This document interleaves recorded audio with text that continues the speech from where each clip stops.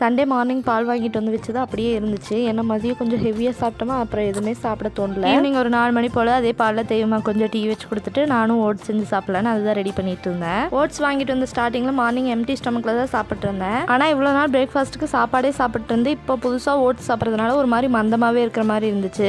அதனால் மார்னிங் சாப்பிட்றத ஸ்கிப் பண்ணிவிட்டு ஈவினிங் 4 o'clock மேலே ரெடி பண்ணி சாப்பிட்ருக்கேன். ஒரு சிஸ்டர் ஓட்ஸ் எப்படி ரெடி பண்ணுறது அப்படின்னு சொல்லி கமெண்ட்டில் கேட்டிருந்தாங்க.